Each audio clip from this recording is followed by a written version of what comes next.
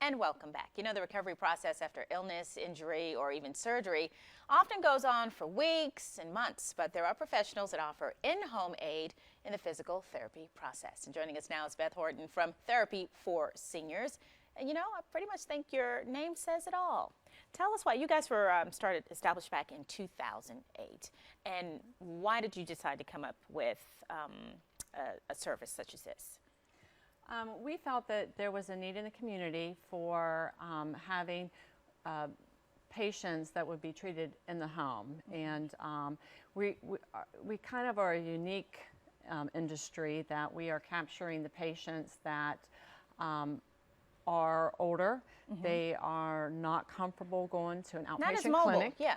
Not as mobile. Yeah. And you know, it's a little bit different from the home health industry. So Yeah. we are actually classified as an outpatient, but we provide our services in the home. How is that possible with that? Well, our provider is Medicare. So Medicare allows services to be billed under a Part A or a Part B.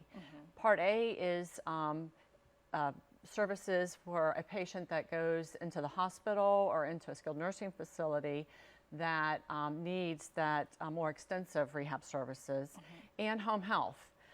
Part B is outpatient services. So, but there is a lot of flexibility in utilizing the Part B Medicare, and it can extend to services in the home as well. Now, what types of services do you provide at home? The therapy services do you provide at home?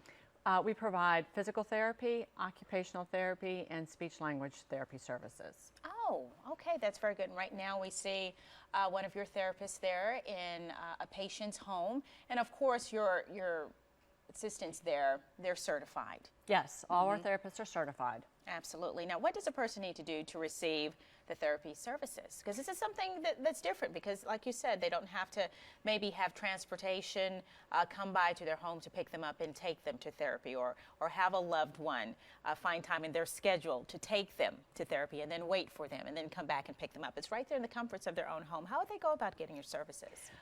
Well, it's pretty much if for example, we get most of our referrals from physicians. So the individual is going to the doctor's appointment and is discussing with the physician that they are having increased pain, maybe in their back and their hips or their shoulder, or they're expressing to the doctor that they're having more difficulty with their mobility in the home. They aren't able to get around, or they feel that they have a decrease in their balance. They feel unsteady when they're walking, and that's kind of a red flag for a physician, where you know, they might be becoming more at risk for that potential to fall in the home. Absolutely. So the physician thinks in terms of, well, you know, therapy would probably be beneficial in order to get them back up to the level of function where they can be independent and safe. Absolutely. So they will go ahead and write an order for the services. And again, these are patients that have driven themselves to the physician. Themselves, so automatically they are not homebound. Exactly. So they're not eligible for the home health service. Okay.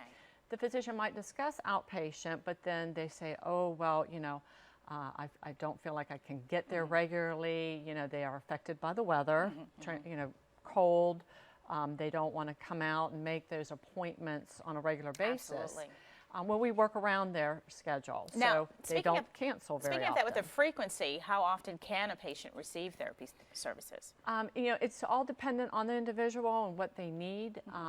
You know, once they're evaluated by the therapist, then the determination is made that they may benefit for twice a week, 3 times a week, maybe even 4 times a week. Okay. And also we come on the weekends. Oh, so, that's good. And that's convenient, you know, too. And like I said, we kind of evolve around their schedule. A lot of patients, they're not morning people. They like late afternoons. True. So again, that 9 to 5 doesn't really hold with us. We kind of come even 7 o'clock in the morning. Oh, that's very convenient. You know, and there you see the information right there, Therapy for Seniors, the address, the telephone number, and also the website if you want to check it out. Beth, thank you so much. Thank you very much for having me. Thank you for joining us. Well, stay with us. We have an encore presentation of Pinterest Picks with Pam right after the break.